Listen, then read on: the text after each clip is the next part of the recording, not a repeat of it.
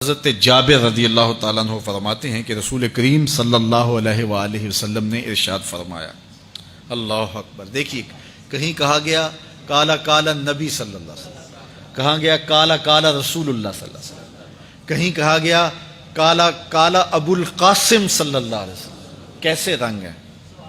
حضرت عائشہ بھی روایت کرتی ہیں حضور کی حدیث، تو کبھی نہیں کہتی کہ کالا کالا زوجی، میرے شوہر نے کہا، وہ بھی کہتے ہیں کالا کالا رسول اللہ، میرے رسول نے کہا۔ حضرت عباس روایت کرتے ہیں تو کبھی نہیں کہتے کہ میرے بھتیجے نے کہا، وہ بھی کہتے ہیں کالا کالا رسول اللہ صلی اللہ علیہ وسلم۔ اللہ اکبر۔ حضرت علی روایت کرتے ہیں، حضرت علی حضور کے بھائی لگتے ہیں نا، تو کبھی نہیں کہتے کالا کالا اخی، میرے بھائی نے کہا، وہ بھی کہتے ہیں کالا کالا رسول اللہ صلی اللہ علیہ وسلم۔ اللہ اکبر۔ یار رسول کا رشتہ کتنا بڑا رشتہ ہے۔ تو کوئی نہیں کہتا میرے شوہر نے کہا ہے، کوئی نہیں کہتا میرے بھتیجے نے کہا ہے، کوئی نہیں کہتا کہ میرے بھائی نے کہا ہے، سارے کہتے ہیں میرے رسول نے کہا ہے۔ تو یار یہ کتنا بڑا رشتہ ہے، کتنا عظیم رشتہ ہے، تو اس رشتے کے ساتھ فخر ہوتا ہے، ناز ہوتا ہے۔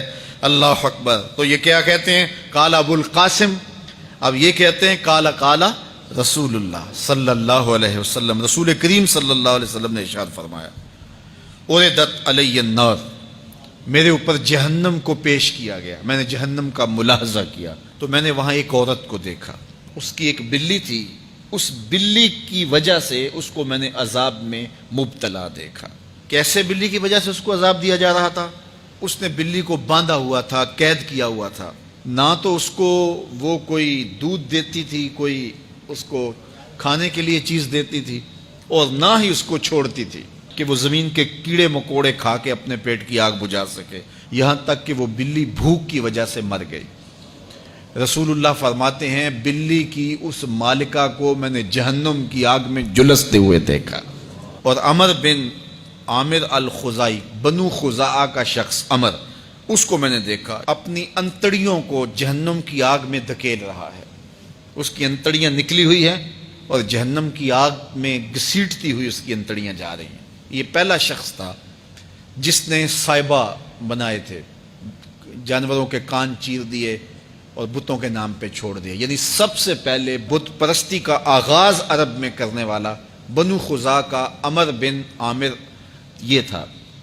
تو اس کو میں نے حضور نے فرمایا دیکھا کہ یہ جہنم کی آگ میں جلس رہا ہے، چونکہ اب جتنے بھی لوگ بت پرستی کریں گے ان سب کا گناہ عمر بن عامر کے نامہ اعمال میں درج ہوگا، ان کو بھی گناہ ملے گا جو بت پرستی کرتے ہیں۔ اور چونکہ ایجاد اس نے کیے تھے، بت اس نے بنائے تھے، تراشے اس نے تھے، پھر اس کے بعد اس نے جانور بتوں کے نام پہ چھوڑے تھے، چڑھاوے چڑھانے کا انداز اختیار کیا تھا، لہٰذا اس کو جو ہے وہ گناہ پہنچتا رہے گا۔ تو کہا میں نے اس کو عذاب میں مبتلا دیکھا۔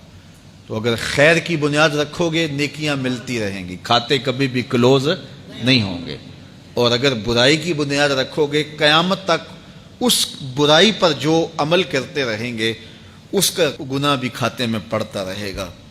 اللہ اکبر۔ تو ہمیں اچھائی کی طرح ڈالنی چاہیے، نیکی کی طرح ڈالنی چاہیے۔ آقا کریم علیہ السلام نے ایک موقع پر فنڈ مانگا تو ایک شخص نے اٹھ کر کے پیش کیا، تو جب اس نے پیش کیا تو اس کے دیکھا دیکھی دوسرے بھی کھڑے ہو گئے، دوسرے بھی پیش کرنے لگے۔ بعض کا سارے خاموش ہوتے ہیں، کوئی ہمت نہیں کرتا، تو ایک کھڑا ہوا تو اس کو دیکھ کے دوسرے بھی کھڑے ہو گئے۔ تب حضور نے فرمایا تھا من سنّا فی الاسلام سنتن حسنۃ فلہ اجرھا، جس نے اسلام میں کوئی اچھا طریقہ رائج کیا اس کو اس کا اجر ملے گا، اور پھر اس کی دیکھا دیکھی جس نے بھی کوئی اچھا کام کیا اس کا اجر بھی اس کے اجر کی کمی کے بغیر اس کے کھاتے میں بھی داخل ہوتا رہے۔ اس لیے نیک، اور میں کئی لوگوں کو جانتا ہوں کہ جو جمعۃ المبارک کے اجتماع میں، پیر کے اجتماع میں لوگوں کو لے کے آتے رہے، کسی وجہ سے وہ خود نہیں آتے لیکن جن کو لے کے آتے رہے وہ اب بھی آ رہے ہیں، تو وہ اگرچہ نہیں آ رہے اور کچھ فوت بھی ہو گئے ہیں، تو جو جن کو لے کر آئے ان کے کھاتے کا ثواب ان کے نامہ اعمال کے کھاتے میں بھی درج ہوتا رہے گا۔ تو اس لیے اچھائی کی طرح ڈالو، نیکی کی طرح ڈالو، اچھائی کی طرف جاؤ۔